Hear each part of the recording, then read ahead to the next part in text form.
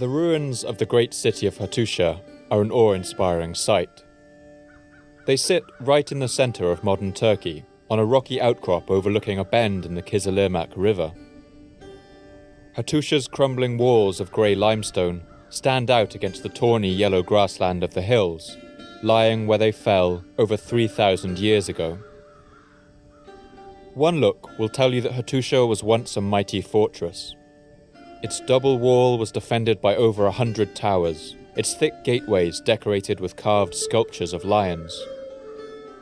For centuries, this was the capital of the mighty Hittite Empire, which ruled a large portion of Turkey during the Bronze Age. Hattusha's people cultivated wheat, barley and lentils, and wore clothes spun from the wool of sheep they kept in the surrounding hills. But if you dig down into the ruins of Hattusha, what you find is a thin black layer right above the city's ancient floors. This layer is made up of ash, charred wood and rubble scorched in a fierce fire. It dates back to the end of the 13th century BC, around the year 1200 before the start of the Christian calendar. And when you step back and take in all the details, it's a little breathtaking.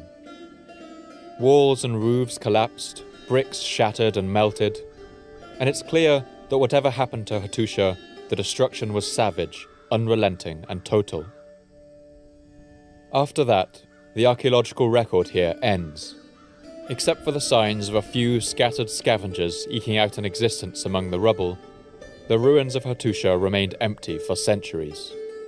A haunted place where most feared to go.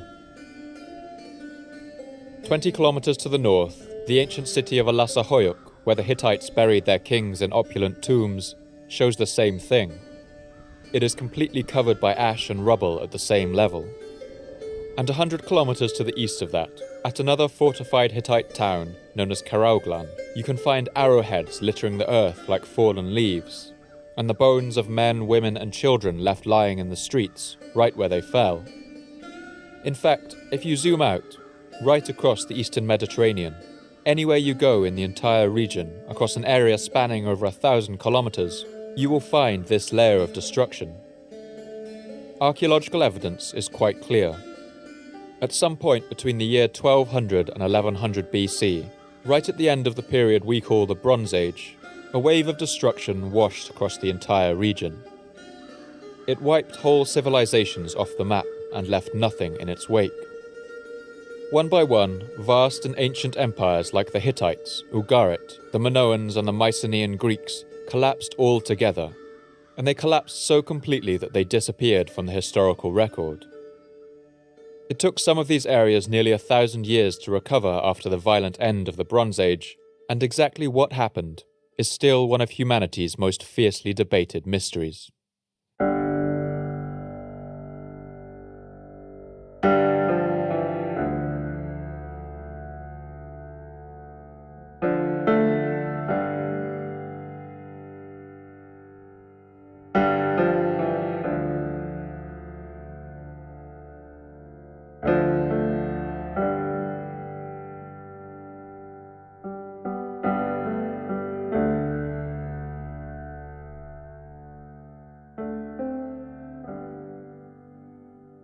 My name's Paul Cooper, and you're listening to the Fall of Civilizations podcast.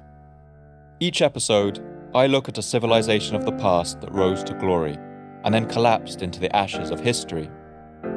I want to ask, what did they have in common? What led to their fall? And what did it feel like to be a person alive at the time, witnessing the end of their world?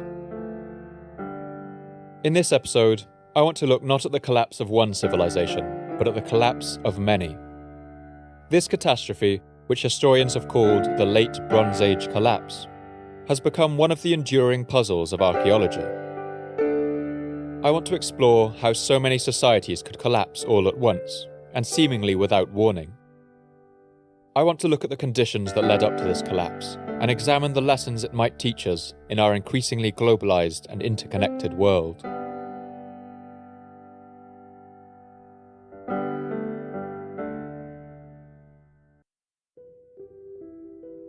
Historian Robert Drews puts it bluntly. Within a period of 40 to 50 years, almost every significant city in the Eastern Mediterranean world was destroyed, many of them never to be occupied again. For a long time after the year 1200, it is safe to say that there were no cities in the Eastern Mediterranean area. One of the ways in which the memory of the late Bronze Age collapse may have survived into the modern day is through the epic poetry that was written about this time. You may have heard of some of it. It relates to the destruction of a great walled city in the Eastern Mediterranean called Troy.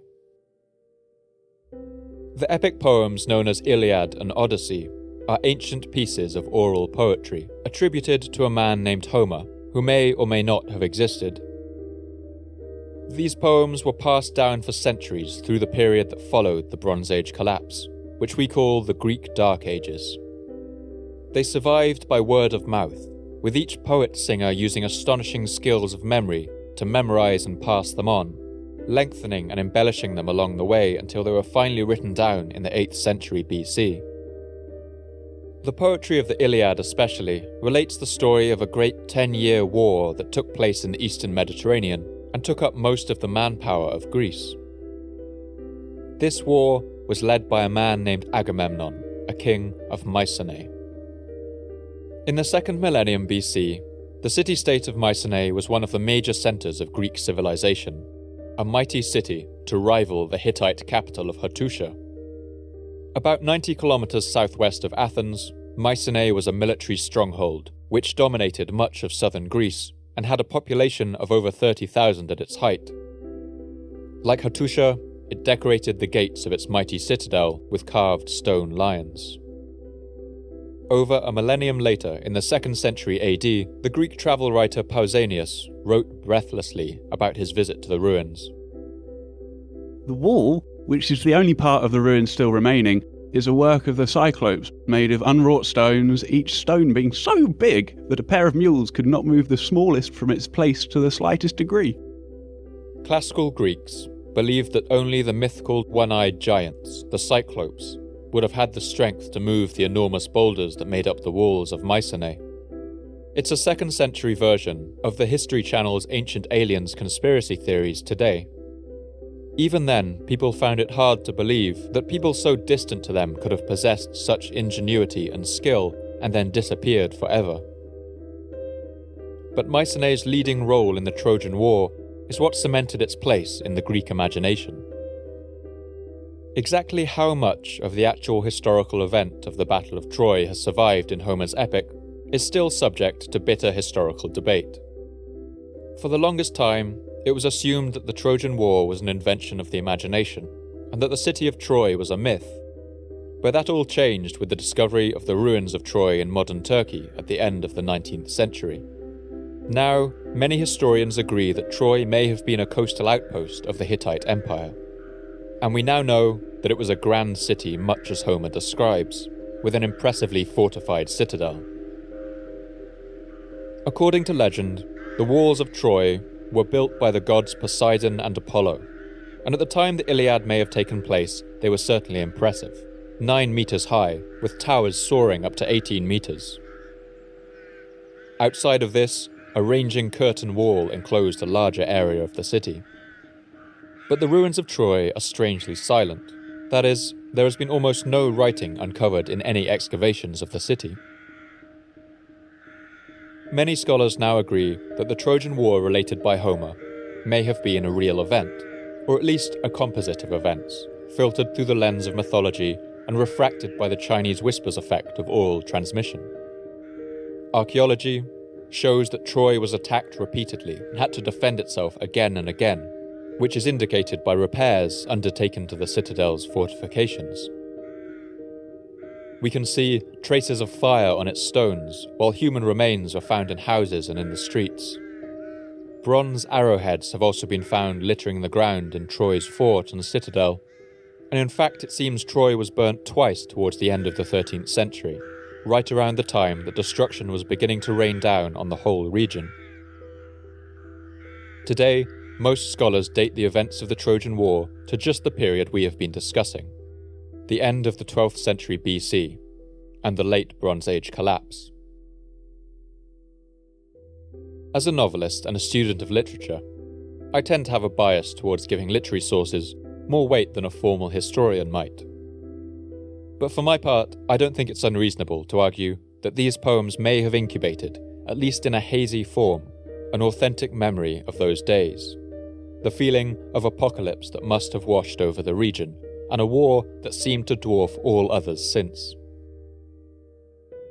The Greek poet Quintus Smyrnaeus, in his poem The Fall of Troy, gives us just a glimpse of the violence of that time. Blood ran in torrents, drenched was all the earth, as Trojans and their alien helpers died. Here were men lying quelled by bitter death, all up and down the city in their blood. Others on them were falling, gasping forth their life's strength, others clutching in their hands, their bowels that looked through hideous gashes forth, wandered in wretched plight around their homes. Before we go into just what happened at the end of the Bronze Age, I think it's worth pausing and painting a picture of what it was that collapsed. This vibrant and varied region that had survived for so many centuries and fell so suddenly.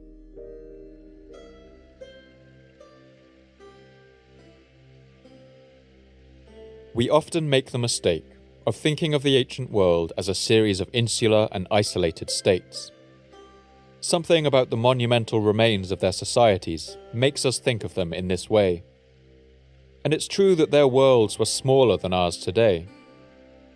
The known world for someone living in the eastern Mediterranean around the year 1200 BC would have extended from Greece to perhaps the far east of what today we would call Iran. It was populated by the Mycenaean people of Greece in the west and the new kingdom of Egypt in the south, just emerging from a period of civil war. Their world took in the islands of Cyprus and Crete, as well as coastal city-states like Abo Garrett. And another big player in this region was Babylon, a city in the verdant marshes of southern Iraq, which was ruled by a dynasty known as the Kassites. To the north of them was the great warlike empire of Assyria, which governed the plains of northern Iraq and Syria, and to the north of them, the Hittites. I'll post a map up on Twitter and Patreon if you're having trouble visualizing this. These small city-states were suspicious of each other, and they often fought wars. But this isn't the whole story. The societies of the Bronze Age were as entangled and interdependent as the nation-states of today, and perhaps in some ways they were more so. Firstly, trade was the lifeblood of this region. The Mediterranean Sea is essentially a vast inland lake, relatively free of waves and storms when compared to the open Atlantic. Across this relatively placid water, trade boomed. One shipwreck found off the coast of Uluburun in southwestern Turkey gives us just a glimpse into the rich exchange of materials that occurred during this time. The ship is built of Lebanese cedar wood and dated to about the year 1300 BC. And just listen to this list of what archaeologists found in its cargo.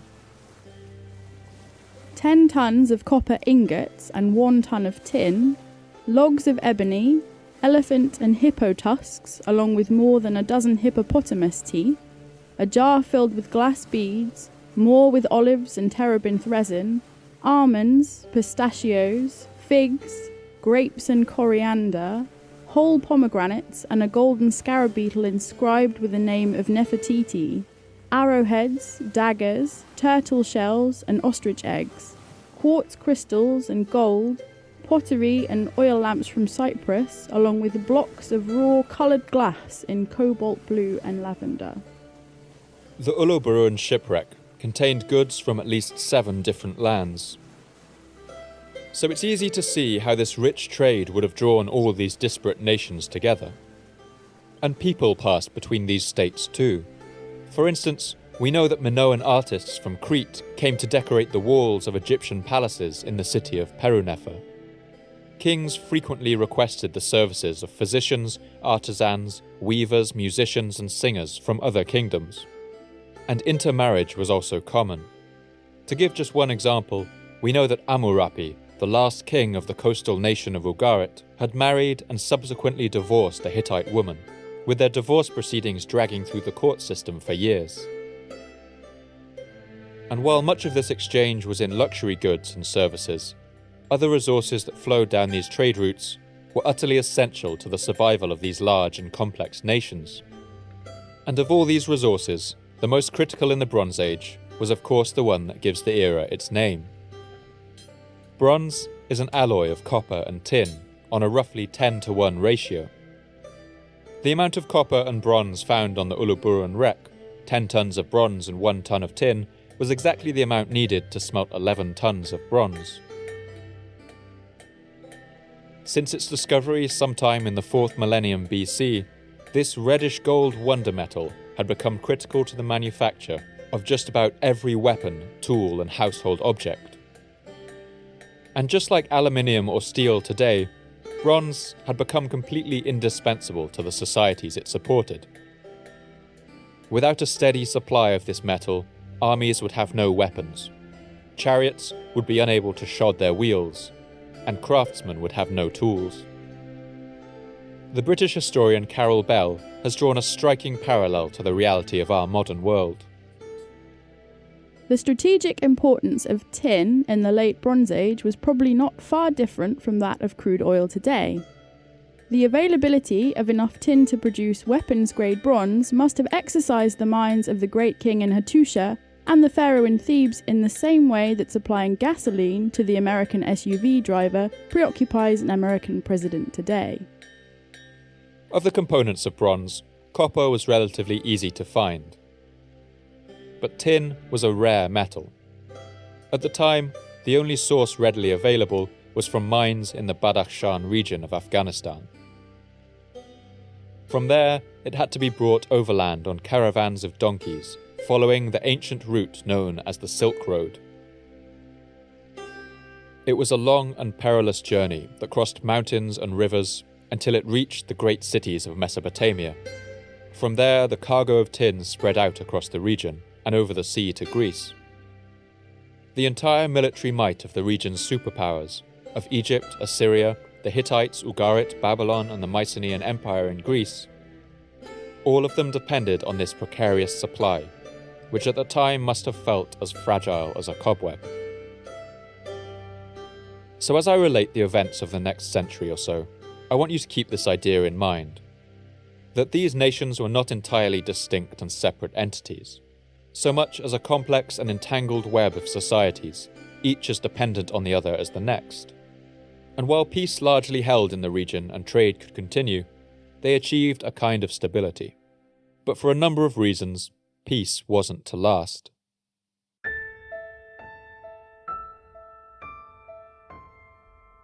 One thing I want to make absolutely clear at this stage is that our knowledge of this period is very limited.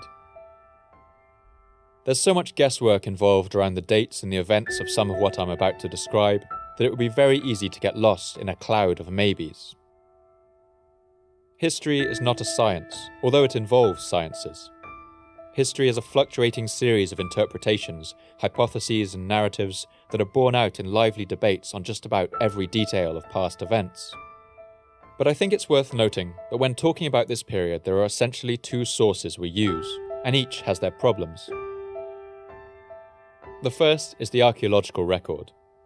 We can learn a lot from digging down into ancient sites and seeing what we find. But a set of ruins doesn't mean anything on its own. It needs an archaeologist to interpret and hypothesize and argue about what they mean. The other source is the written texts of the time, but those can be just as unreliable as the ruins. And they're too often frustratingly vague on the things we really care about.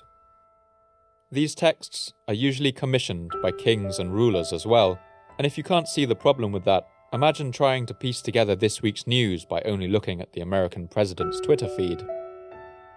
I don't want to get lost in endless discussions about the reliability of sources or the debate that rages around every detail of an archaeological site. I want to tell as clear a story as possible that's consistent with available evidence. But if we're really going to delve into what might have happened to collapse so many societies all at once, in a time so distant from our own, we will have to enter the fray of historical debate. When casting around for causes of the late Bronze Age collapse, historians have long relied on one particular set of culprits. These they refer to by the mysterious name, the Sea Peoples. Even the name Sea Peoples seems to evoke something terrifying and foreign, something not of this world. They sound like monsters rising up from the deep to wreak devastation on the land. And if the sources of the time are anything to go by, they certainly did wreak destruction. Who the Sea Peoples were, where they came from, or what language they spoke is a mystery. Many historians have offered their guesses, which range from Sardinia and Sicily to Libya and closer by in the eastern Mediterranean. But wherever they originated, one thing is for sure. Around the time of the Great Collapse, a vast horde of these invaders began landing on the shores of the eastern Mediterranean in huge numbers and with fearsome force. The Egyptian pharaoh Ramses III wrote about this invading armada on the walls of his tomb in Medinet Habu, near the Valley of the Kings. No land can stand before their arms. From Qatar, Quad, Kamesh, Araza, and Elisha on, all were cut off. They desolated its people, and its land was like that which has never come into being. In some of these ancient sources, the Sea Peoples begin to sound like something from a Hollywood movie, like Independence Day or War of the Worlds. An invasion force of insurmountable power, landing all at once and completely by surprise, sweeping away one nation after another. And at least some of the societies that fell during the late Bronze Age collapse fell because of this single cause. One example of these is the city-state of Ugarit, a booming trade city on the coast of northern Syria.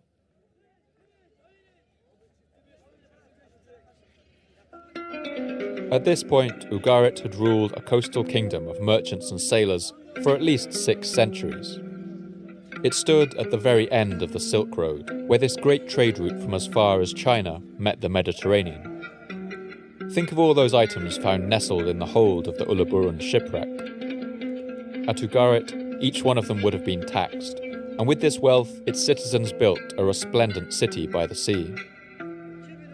Like most successful trading towns, Ugarit was multicultural and diverse, using at least 7 languages in its records. It was a city in love with the written word, and it kept expansive libraries in its palaces and temples. It even fostered the first private libraries, one of which we know belonged to a diplomat named Rapanu. To Ugarit, we also owe the oldest surviving written music in the world, a hymn dedicated to the moon goddess Nikal, which can still be played today. Here it is, reconstructed by the professor of ancient music, Richard Dumbrill.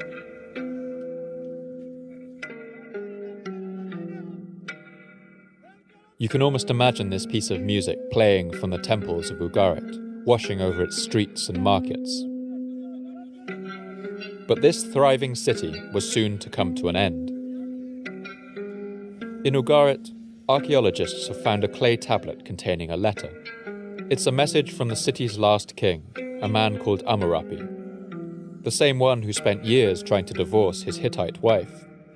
In it, he begs the ruler of nearby Cyprus to come to his aid. My father, now the ships of the enemy have come. They've been setting fire to my cities and have done evil in my land. Doesn't my father know that all of my troops and chariots are stationed in Hatti, and that all of my ships are in the land of Lucca? They have not arrived back yet, so the land is abandoned. No help arrived, because the letter was never sent. It burned along with the rest of the city, its clay baked hard in the ensuing fires. When excavating the ruins of Ugarit, archaeologists have found a layer of destruction that lies 2 meters thick in places, made of ash and broken brick. The city's roofs are caved in and scorched, and its streets are littered with arrowheads. People buried their valuables in a panic and never returned to dig them up again. It's hard to say how large the force was that attacked them, but another letter found in the city's kilns asks another king to equip 150 ships to send to their aid, suggesting that it was an enormous force.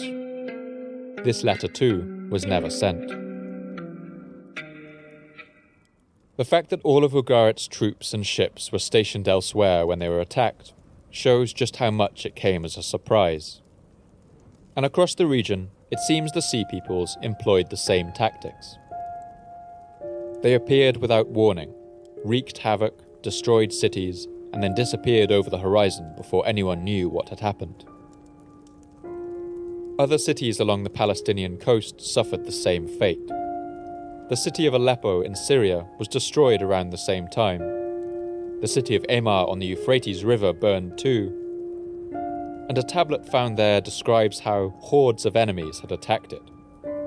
This is an unusual phrase to use, since it seems the citizens didn't know the names of their attackers or where they came from. The city of Megiddo, known in the Bible as Armageddon, held out the longest of any city in the region, but it was finally destroyed so violently that when the Israelites later moved into its ruins, they were unable to clear the debris. They simply filled in the ruined buildings with rubble and built on top of them.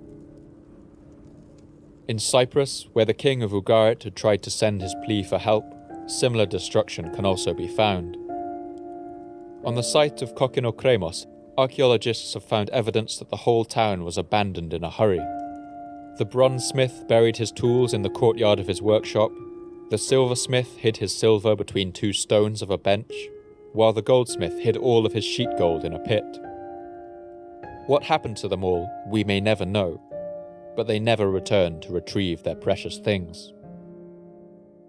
One thing is for certain: wherever the sea peoples went, destruction followed. For a long time, historians were happy to attribute the collapse of so many complex societies all at once to these antagonists, the sea peoples. They provided a convenient scapegoat. These sea peoples were imagined to be something like the Vikings that ravaged medieval Europe, crossed with Attila's horde of Huns. In common conceptions, they were a marauding mass, hell-bent on destruction. And since the sea peoples have played such an important role in how people have traditionally viewed this collapse, I think it's worth spending some time on them. Who were these mysterious conquerors? Some of these questions we can never answer. And in this story, the sea peoples don't get to speak for themselves. They left no written sources, and precious few material traces have ever been found that could trace back to them or give us clues about their origins. But a little unusually for this time, we do have a pretty good idea of what the sea peoples looked like. That's because of the vast low-relief carving that the Egyptian pharaoh Ramses III chose to adorn the outer wall of his cavernous tomb at Medinet Habu. It shows an image of a number of prisoners taken during Egypt's battle with the sea peoples, and the carvings are very detailed. As usual, I'll put these images up on Twitter and Patreon so you can all see what I'm talking about. And in case you're still wondering, the figures on the carving aren't the inhuman monsters you might have been imagining. They wear kilts, and a very distinctive kind of headdress that looks like a sheaf of feathers or perhaps reeds, fixed in place with a strap that goes under their chin. Not all of the sea peoples are the same. Some wear skull caps, while others appear to wear horned helmets. And together with Egyptian sources of the time, this points to them not being one cohesive army, but a loose confederation of different peoples, choosing to sail under the same banner. Some of the names of these different peoples are known to us from Egyptian texts. The Danuna, the Cheker, the Peleset, the Shardana, and the Weshesh.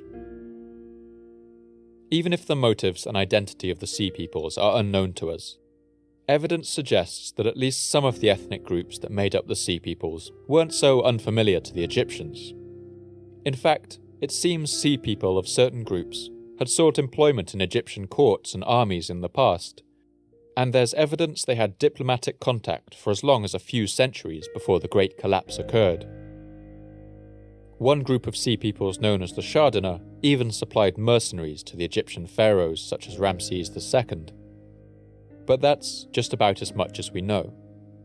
At some point, this unknown mass of people arrived in the eastern Mediterranean by sea. No leaders or kings of the sea peoples are ever mentioned. They sacked cities where they could, and even made incursions onto the land. And with this mysterious force in mind, it's time to turn to the other really major player in this story. And it's worth noting at this point that the nations of the eastern Mediterranean basically fall into two categories during this event. First, there are those that collapse under the pressures of the Late Bronze Age, and they do so utterly and completely. They disappear without a trace and leave only ruins behind. Into that group we can place Mycenae, the Hittites, Ugarit, and others. But the second category is those that survive, although in a diminished and weakened form. The two great empires that survive this collapse are Egypt and Assyria. And Assyria, which ruled the area of northern Iraq today, does this by essentially cutting its losses. It withdraws from all its less defensible territories and falls back to its imperial heartland, around the great city of Nineveh, between the Euphrates and Tigris rivers. It recoils like a tortoise in its shell. The example of Egypt is much more interesting. Egypt is also going to fall into that second category of survivors, and the man who's perhaps the most responsible for that is the pharaoh of the time, a man named Ramses III. Ramses was a determined and tenacious ruler. Looking at the perfectly preserved mummy uncovered in Medinat Habu, it's easy to imagine what he looked like during his life. His cheekbones were narrow and high, with a tall, cerebral look to his forehead. Looking at the photos, I kept thinking of Captain Picard from the old Star Trek series, a thinker and a planner. But Ramses can't have felt that secure in his position. He was the son of a usurper, a man named Setnakhte, who had seized the throne in a bloody civil war and begun the 20th dynasty of Egypt. After winning the crown in battle, Setnakhte only managed to rule for 4 years before dying and passing the crown on to his son Ramses. This was when the young emperor was only 31, and it's fair to say that this young pharaoh must have felt a fair amount of pressure to prove himself. This can perhaps be seen in the name he chose to rule under. The last pharaoh to hold the name Ramses was Ramses the Great, the pharaoh of the Bible, who ruled ancient Egypt for 67 years during the golden age of the New Kingdom, almost a century before. And for the most part, Ramses seems to have been a relatively good ruler, although it's worth remembering that we have only his inscriptions to go by. But it's clear Ramses at least wanted to be seen as a king who did the best he could for his people. He mentions planting trees to increase the shade along the harsh desert roads, and protecting the rights of women so they didn't fear walking about the streets. He mentions allowing soldiers to go home to their families during peacetime, and other records show that he donated huge amounts of land and wealth to Egypt's temples and also undertook vast reconstruction projects. He sent expeditions across the Red Sea to Yemen, where he discovered long-lost copper mines that boosted Egypt's wealth, and he brought back rare plants in pots to cultivate in his gardens. By all of this, it seems in another time he might have been one of Egypt's great rulers. But his destiny was to preside over one of the longest and deepest declines in Egypt's history, the twilight of its empire. This decline, as far as we can tell, wasn't his fault. In fact, his actions would ensure that Egypt's cities didn't follow the fates of those like Mycenae and Ugarit, where only ash and desolation remain. When news of the Sea People's attacks came to Ramses, he had been pharaoh for 8 years. Upon hearing of the destruction of other cities of the region, he must have felt a chill run down his spine. Great nations were being wiped off the map, and Ramses resolved that Egypt would not follow the fate of its neighbours. Egypt couldn't react to this threat the way the Assyrians had, by retreating and consolidating their defences. Egypt had a long Mediterranean coast, making it vulnerable to invasion from the sea, and maritime trade was the backbone of its economy. Ramses knew he had to come up with a plan, but it wasn't going to be easy. The ancient Egyptians had a poor reputation as seagoers. They were essentially a land-going power, and usually left the messy business of watery warfare to smaller nations. The Egyptians were used to dominating ancient battlefields using vast assemblages of archers and swift units of horse-drawn chariots. Their tactics were to advance with a wall of infantry, all the while pelting the enemy with arrows from light chariots, before using charges of heavy chariots to sow panic and break the enemy lines. This had allowed them to conquer lands all the way up the Palestinian coast and defeat the Hittites in battle. But these tactics required a large open battlefield. Since members of the Sea People tribes had served in Egyptian armies in the past, perhaps they knew this weakness. The Sea People seem to have known that the one way to neutralize Egypt's tactics would be an attack on its very lifeblood, the Nile River itself. All of Egypt's great cities lay on the Nile, and if Egyptian resistance broke on the river, its cities would fall one by one, and the riches of their land could be taken. It was a huge gamble, but the Sea Peoples believed it would pay off.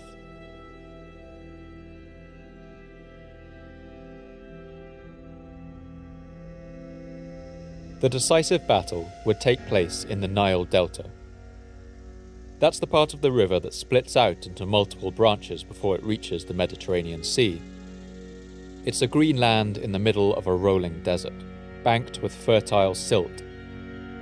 Red lotuses bloom here in the autumn, and papyrus sedges grow along the banks. At this time, Nile crocodiles and hippopotamus still ranged wild in the delta. And it was in this challenging terrain that Ramses knew he had to mount his final stand against the Sea Peoples. Ramses decided to play to what strengths the Egyptian army still had. He decided to lay an ambush and give the Sea Peoples a surprise attack of their own. As the enemy's ships amassed in the waters outside the delta, Ramses gathered a vast army of his own. He gathered archers on the banks, supported by spearmen in their thousands, all crouching in the reeds. The tension must have been tremendous. All the soldiers of the Egyptian army holding their breath and waiting for that first sign of an enemy ship to come in from the sea. Then, at last, a ship came around the bend in the river.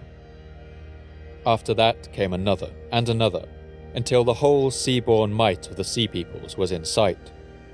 The Egyptians must have been able to hear the creak of 10,000 oars, the beating of the drums below the deck, the shouts of the helmsmen and soldiers within. The ships of the Sea Peoples drew nearer until they were within range, and then Ramses unleashed hell. The Medinet Habu inscription recounts what happened next. Those who reached my frontier, those who came forward together on the sea, the full flame was in front of them at the river mouth, while a stockade of lances surrounded them on the shore. As the Sea People advanced in their full force, Ramses' archers kept up a continuous volley of arrows into the enemy ships. Panicked, the Sea Peoples attempted to land on the banks, but as they did, the Egyptian lancemen advanced out of the reeds and met them. While the enemy was held at bay, trapped and frantic on the river, the small Egyptian navy sailed in and attacked them too. They used grappling hooks to haul in the enemy's ships, and the chaos of this battle is encapsulated in a sprawling low-relief carving in Medinet Habu. I'll post this on Twitter and Patreon so you can see for yourselves. But from what we can see, it's clear that this was a frantic struggle of ship-to-ship fighting. Men are impaled on spears, clambering onto the sides of ships, ducking arrows that whiz overhead. Boats overturn, spilling men into the river, and bodies float upside down in the frothing water. They were dragged in, enclosed, and prostrated on the beach, killed and made into heaps from tail to head. I have made them turn back from even mentioning Egypt, for when they pronounce my name in their land, they are burnt up with fear. In the brutal hand-to-hand struggle which ensued, the Sea People were overwhelmed. Ramses' plan had worked. The Egyptians were the first people to ever turn back these sea-going invaders and stop their campaign of destruction. The hearts are taken away, the soul is flown away, the weapons are scattered in the sea. Another key source for these tumultuous events is a document called the Harris Papyrus, found near Ramses' tomb in Medinet Habu. It's the longest known papyrus ever uncovered from Egypt, coming in at 41 meters long. That's longer than the wingspan of a Boeing 737, just for reference. In it, Ramses boasts about his triumph over the various groups of the Sea Peoples. I overthrew those who invaded. I slew the Dinar from their islands. The Tajuka and the Pelasgians were made ashes. The Shardana and the Reshesh of the sea were made as those that exist not. I brought captives to Egypt, numerous as the sand of the shore. The Egyptians were victorious. They had repelled the invasion, but this alone would not save them. To see why, you just have to look at the situation that surrounded it. Egypt now stood alone in a devastated region, like the hero at the end of a disaster movie. Every land around them had been gutted and reduced to ash. Vast and ancient civilizations, the Mycenaeans, the Hittites, Ugarit, the Kassite dynasty of Babylon, all of these venerable societies had collapsed utterly, and civil order had given way to chaos. Those precarious trade routes we talked about at the start of the episode were now broken, and Egypt's economy went into a steep and unstoppable decline. By the end of the Late Bronze Age, Egypt was utterly diminished, a shadow of its former self. As other enemies encroached on its borders, Egypt was able to fight them off, but its treasury became so depleted that it would never fully recover its imperial power. The first known workers' strike in recorded history happened during the 29th year of Ramses III's reign. It happened when Egypt could no longer provide food rations for its elite royal tomb builders and artisans in the village of Deir el-Medina. Ramses III ruled for a total of 31 years, but his death was followed by years of bickering among his heirs. 3 of his sons would become king at different times, reigning as Ramses IV, Ramses VI, and Ramses VIII. And meanwhile, Egypt was increasingly beset by droughts, lack of seasonal floodwaters, famines, civil unrest, and official corruption. While the power of the pharaoh fell, that of the priests in Thebes grew. The last pharaoh of the dynasty, Ramses XI, grew so weak that these priests became essentially the true rulers of Egypt. The Egyptian empire finally fractured. It was lost forever, less than 80 years after Ramses III's reign.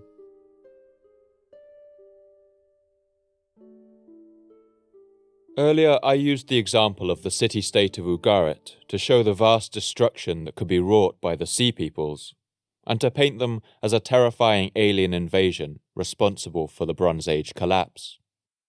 But we shouldn't be so easily seduced by the lure of this easy scapegoat. That's because the fate of other sites is actually a little more uncertain.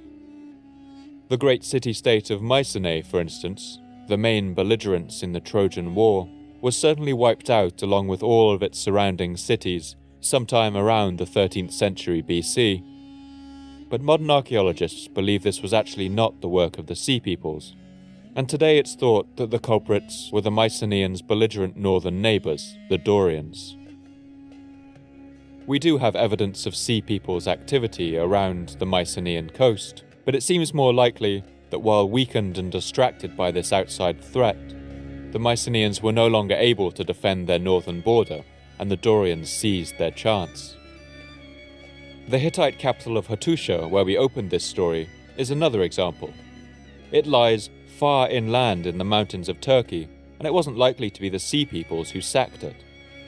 A more likely explanation is that this was done by their long-term rivals, the Thracians, groups from the Balkans who seem to have migrated south during this time. These invaders must have seen their opportunity the moment raids by the Sea Peoples disrupted Mediterranean trade routes and caused famine in Hittite lands. And perhaps a key part of understanding this is seeing how much states of this era depended on their allies to help them out when they were threatened. But if a crisis like the attacks of the Sea Peoples happens across the whole region, suddenly everybody's military forces are tied down. Alliances that had previously kept everyone safe would suddenly become ineffective. No one could come to anybody else's aid. One great example of this happening is in Babylon. Babylon was a mighty city, one of the most ancient and powerful of the region, mentioned at great length in the Bible, and located about 100 kilometers south of modern Baghdad. At the time leading up to the collapse, Babylon was ruled by a dynasty known as the Kassites, who for 500 years had ruled the great ancient city. The Kassites had long depended on their allies in Assyria and the coastal regions to help defend it. But now those nations were busy defending themselves, and Babylon stood alone. To the north was the land of Elam, a hardy people who lived in the mountains and lowlands of southern Iran. The Elamite king was a man named Kutur-Nahunte, and he believed that the crown of Babylon belonged to him. He threatened an invasion with fearsome rhetoric. I, who am a king, son of a king, seed of a king, why do I not sit on the throne of the land of Babylon? I will destroy your cities, demolish your fortresses, cut down your orchards. You may flee up to heaven, but I'll pull you back down. You may flee down to hell, but I'll pull you up by your hair. Kutir-Nahunte led an invasion into Babylonia in the year 1158 BC. With all its allies tied down, Babylon stood alone, and the Elamite invasion succeeded. Kutir-Nahunte went on to do most of what he promised, and he laid waste to the land. While Babylon burned, its last Kassite king was led to Elam in chains, along with the statue of the Babylonian god Marduk. And the theft of this statue seems to have traumatized the Babylonian people more than the loss of their king. Babylon was sacked and left in ruins. One sacred Babylonian text, the Nabur Kuduri Usur, recalls the terrible vengeance of the Elamite king. His crimes were greater and his grievous sins worse than all his fathers had committed. Like a deluge, he laid low all the peoples of Akkad, and cast in ruins Babylon and all the noblest cities. And these examples show that the situation in this region isn't quite as simple as that classic alien invasion style scenario I had you imagine. In Hollywood, the writers always imagine the world coming together to fight the outside threat. It makes a better story that way, and we get to hear some inspiring speeches. But the example of the Bronze Age collapse teaches us that it's just as likely that if aliens ever arrive and begin blowing things up, some might see that as an opportunity. The story of the Bronze Age is of large, complex states successfully defending themselves against the smaller states at their borders, with less complex societal structures. And part of the collapse that ensued is perhaps also down to the increasing power of these smaller, less complex nations. During the Bronze Age, empires like Egypt, Mycenae, and the Hittites had monopolies over the production of weapons, the importation of horses, and the building of chariots. Smaller, less complex states simply couldn't compete in those areas. But the power of these smaller states was beginning to grow at this time due to one very important thing. One thing that would bring the Bronze Age to an end forever. And that thing was iron. Iron had been in limited use since as early as 3000 BC, and early people even worked the iron they found in meteorites that fell to the earth. It was considered a sacred metal, perhaps due to its magnetic qualities. But as an everyday practical object, iron presents a number of problems. It's much harder to work than the copper and tin that go into bronze. Tin, for instance, has a very low melting point of 232 degrees centigrade. If you wanted, you could melt it on your kitchen stove. But iron requires a huge amount of heat to melt, over 1500 degrees. This requires advanced furnaces and special technology that took millennia to develop, but at this time was beginning to permeate across the region. But iron on its own isn't that useful. It's brittle and it easily breaks. The knowledge of how to turn iron into steel, mixing it with the right proportion of carbon, would transform it into a metal just as sharp and hard as bronze, but much cheaper and more readily available. Soon, even tribal societies and tiny kingdoms could afford cutting-edge weaponry. It acted a little like the introduction of cheap assault rifles like the AK-47 in our time, a great leveler that destabilized whole regions. We know that after the Bronze Age collapse, bronze was no longer in use across the region. steel weapons took its place and the Iron Age began. Armies of chariots, such as Egypt employed, gave way to armies of massed infantry, and some historians point to this factor alone as the great shift that caused the collapse of so many societies. So this is another theory, that the Sea Peoples and other tribes on the land, newly armed with iron weaponry, were a significant element in the collapse, and certainly sacked some cities themselves. But a large part of the destruction was also due to opportunistic wars and infighting between rival nations. And these combined served to pick apart the complex web of interdependency that had sustained these great empires for so long. But some historians go even further, and their work reconfigures the roles of this story completely. They ask, what if the Sea Peoples aren't the villains in this story? What if they weren't the perpetrators in the collapse of civilization, but another set of victims? And this final theory allows us to shift our perspectives completely. One thing we do know for sure about this time is that the climate of the Eastern Mediterranean at the end of the 13th century BC underwent a sudden and rapid change. Lands that had previously boiled over with greenery suddenly became dry and arid. Analysis of ancient pollen in the region shows that plants suited to a more desert landscape flourished during this time. Analysis of sediment cores and oxygen isotopes in mineral deposits in caves in Israel have all shown that the 13th and 12th centuries BC saw much less rain than the previous era. And this all points to a period of climate change in the region, during which the crops that people knew how to grow must have died in the earth. Alongside this scientific evidence, we can see marks of severe droughts and famines in the region's written records too. The Hittites in their dry, stony mountains were hit particularly hard. Letters from Abo Garrett write about sending large quantities of rain up to the hill roads to feed the mighty cities like Hattusha, and the crisis seems to have lasted a long time. In the mid-13th century, one Hittite queen sent a short but dramatic message to the Egyptian pharaoh. I have no grain in my lands. Another tablet sent from the Hittites is equally telling. Did you not know there was a famine in my lands? Elsewhere, letters sent from a servant to his master, who was a merchant in Ugarit, show that there was a famine in the city of Amara in Syria at the time of its destruction. There is a famine in your house. We will all die of hunger. If you do not quickly arrive here, you will not see a living soul from your land. And I want to make it clear that there had been famines and droughts in the region before. It was simply a fact of life for people living in the precarious reality of the Bronze Age.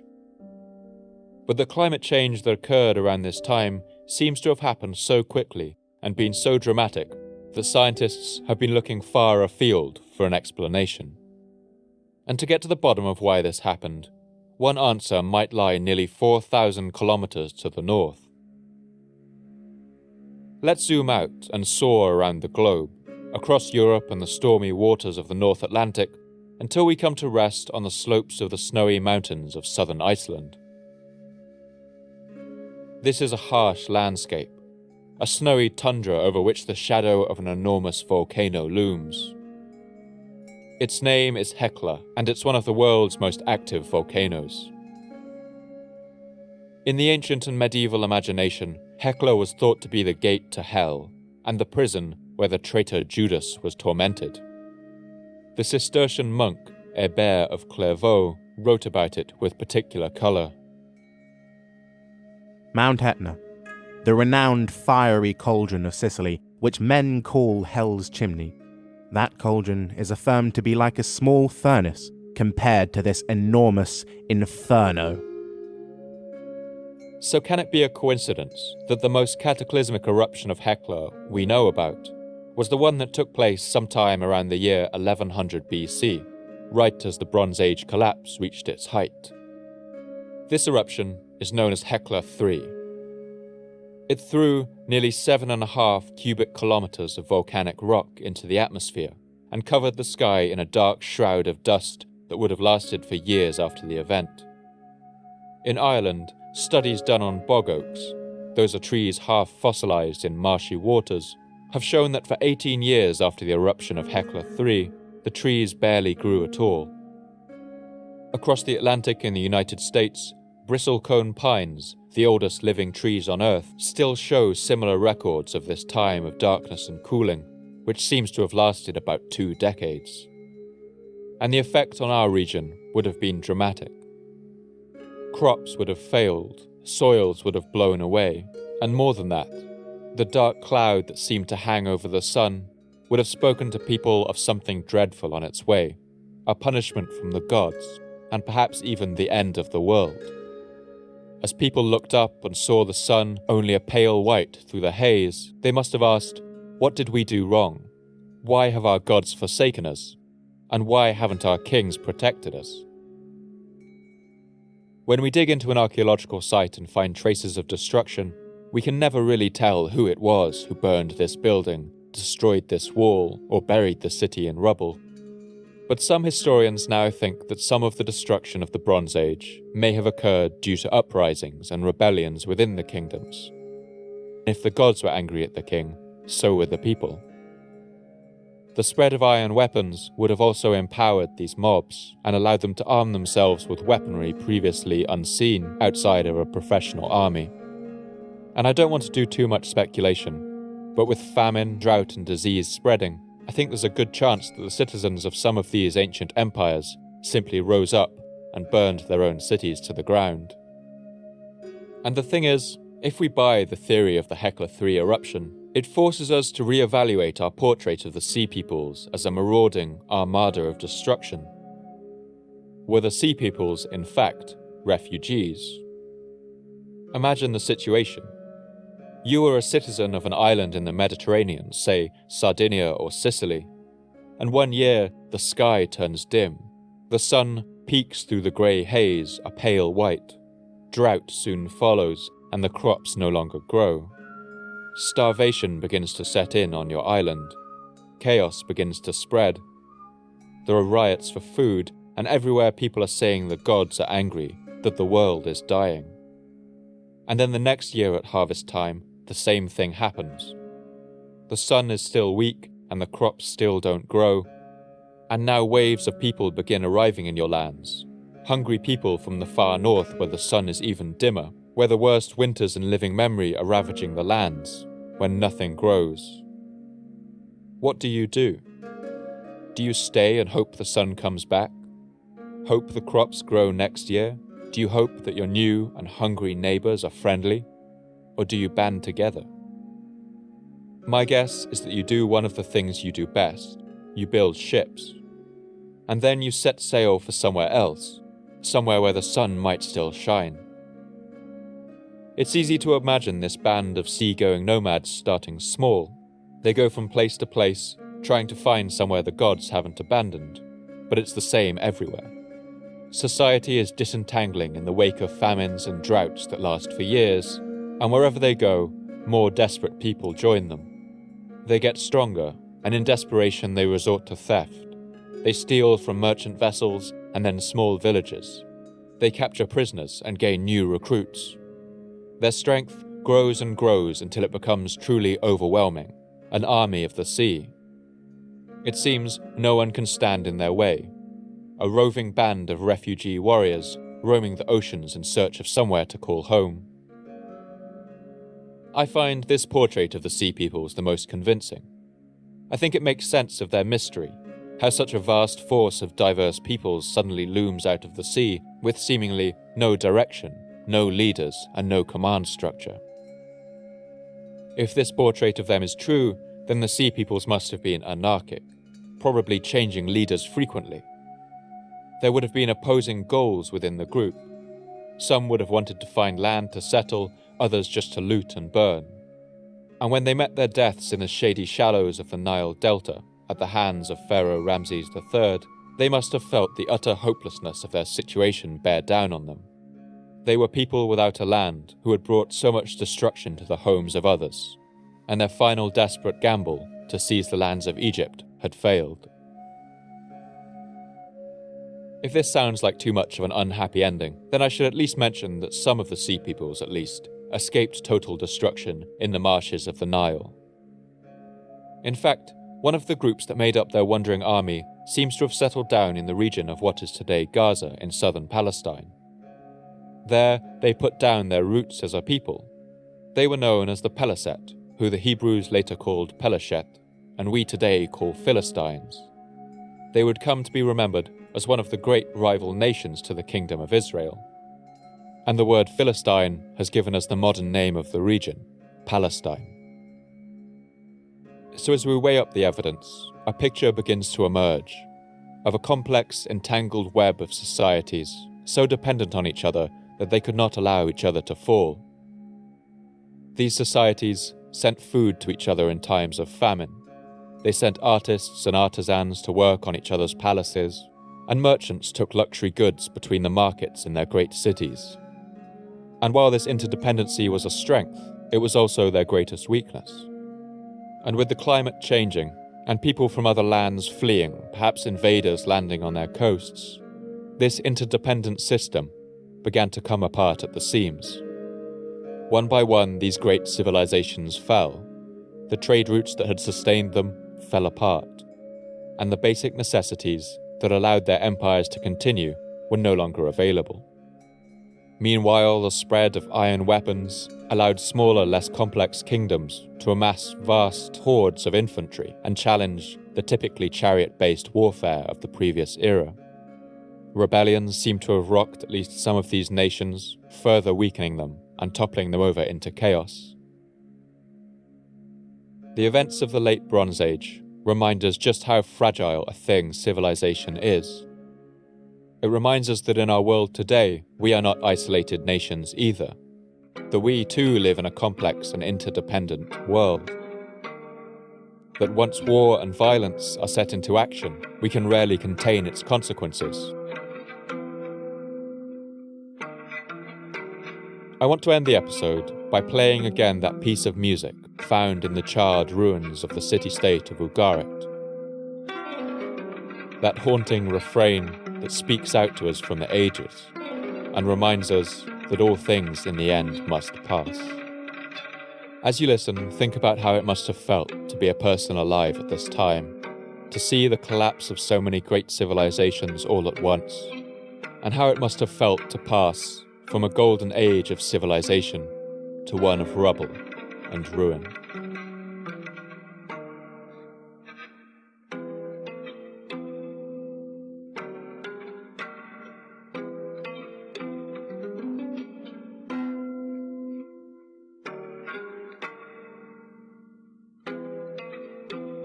Thank you for listening to the Fall of Civilizations podcast.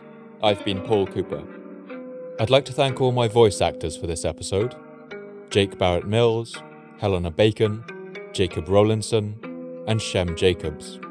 Special thanks to Bryan Tshiobi for being my Ramses III on this episode, as well as the musician Michael Levy for his rendition of the Hurrian hymn. Do check out his album called An Ancient Lyre, which is available on iTunes.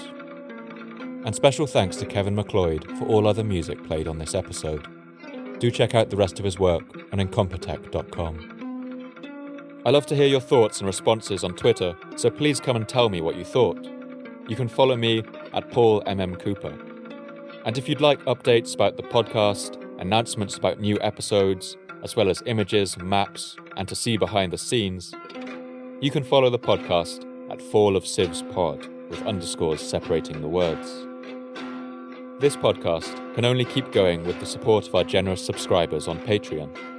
You keep me running, you help me cover my costs, and you also let me dedicate more time to researching, writing, recording, and editing to get the episodes out to you faster and bring as much life and detail to them as possible. I want to thank all my subscribers for making this possible. If you think you can spare anything, please do head over to Patreon and support the podcast today. For now, all the best, and thanks for listening.